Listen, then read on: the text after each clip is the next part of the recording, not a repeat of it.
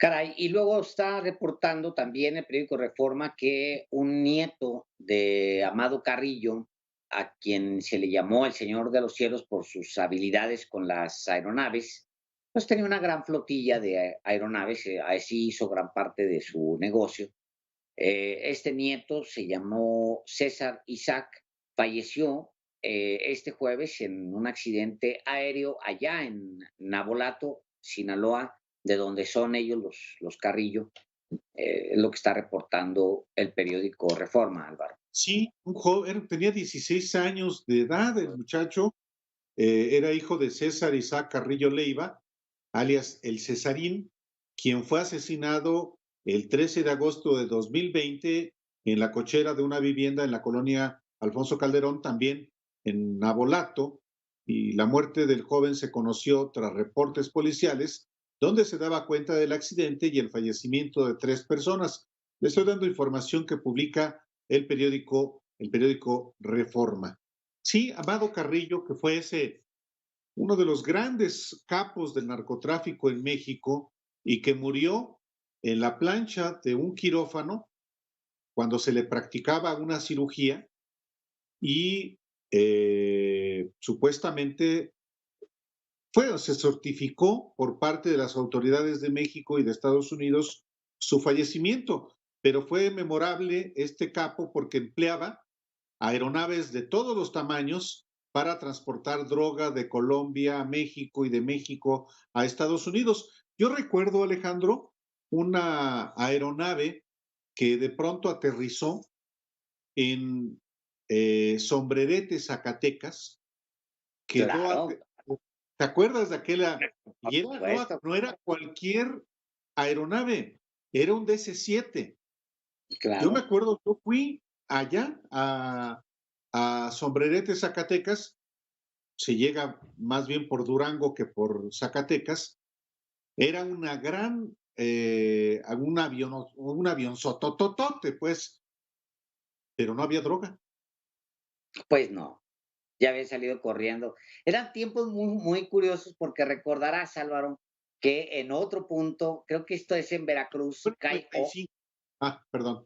en ese periodo, en esos periodos, cae otra avioneta cargada de cocaína, pero fueron soltando las bolsas de cocaína y cayeron y de repente, pues, cayeron ahí cerca de un campo de béisbol y utilizaron la coca para marcar el campo de béis, marcarlo. También una de estas notas.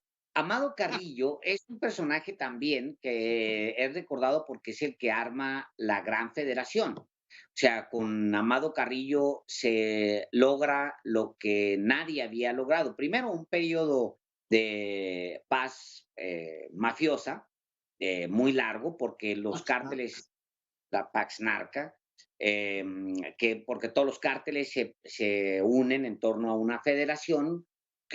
En ese equipo estaban con Amado Carrillo, estaban personajes legendarios, el Azul Esparragosa, por ejemplo, que era pues que era básicamente un negociador, un Y hombre, dicen que sigue siendo, que vive, y sigue dicen vivo, ¿eh? que sigue siendo, así es. Murió su hijo, él murió de COVID, el hijo se fugó o se lo dejaron que se fuera y luego el azul, pues se supone que sigue operando, pero lo que sí es que operó una parte muy importante de la consolidación de la federación que unió básicamente a todos desde Tamaulipas hasta literalmente hasta Nabolato, pasando Tijuana. por Tijuana, por supuesto, Ciudad Juárez. Él operaba desde Ciudad Juárez, el Señor de los Cielos, Amado Carrillo. ¿Cómo llega Amado Carrillo a tener tanto poder y cómo llega a Ciudad Juárez? Bueno, él es enviado, es un representante del cártel de Sinaloa o el cártel del Pacífico, en realidad, es enviado pues a vigilar los cargamentos que llegan por Ojinaga, que es otra frontera que está pegada ahí. Él llega también en algún momento a ser el jefe de escoltas de un padrino de ahí, de Ojinaga, un personaje muy particular. Bueno, que hay un libro impresionante sobre su vida que hay que luego conseguir y leer.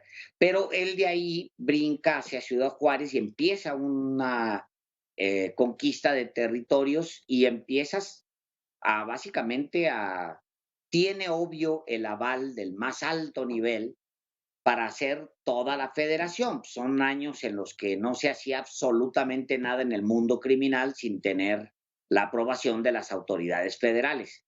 Pues ya sabemos qué significa eso. Eran los años de Guillermo González Calderón y a la frente de la estrategia contra las drogas, un policía totalmente vinculado a Carlos Salinas de Gortari y a Raúl Sí, Salinas de Gortari, es lo que siempre se dijo, ¿no?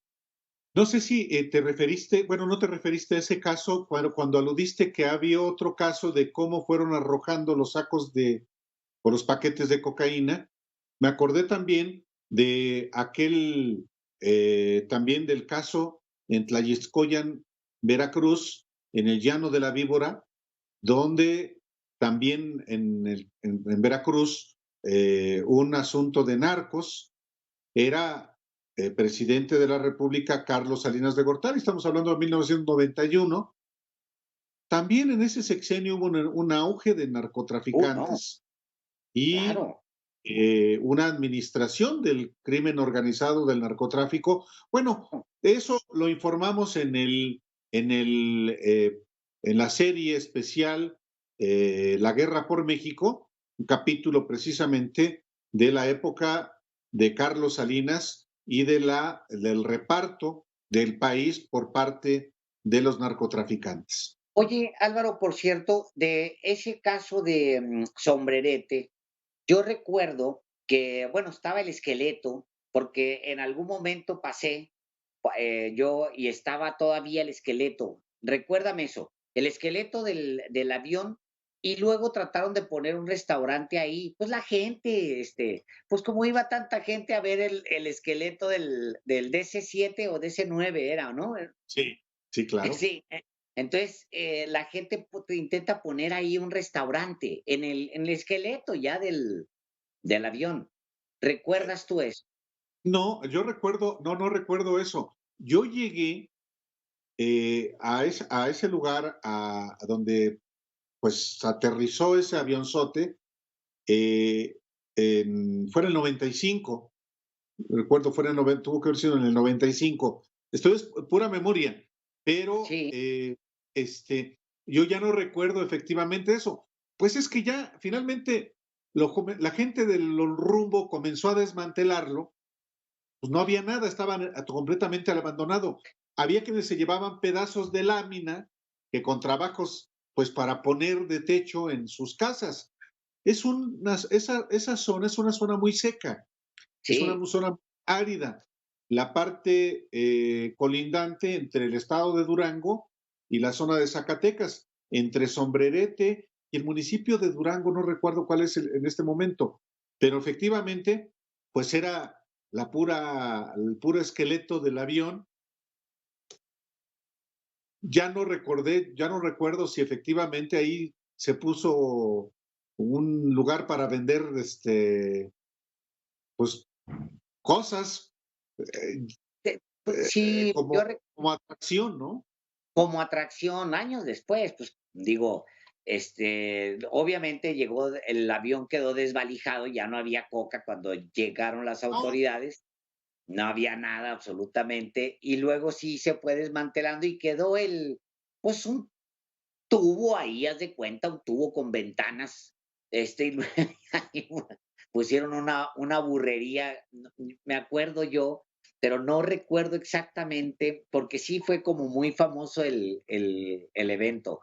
sí, Sombrerete, Sombrerete. Sombrerete, Zacatecas, pues sí, en una zona hermosa, toda esa zona es hermosa, Álvaro.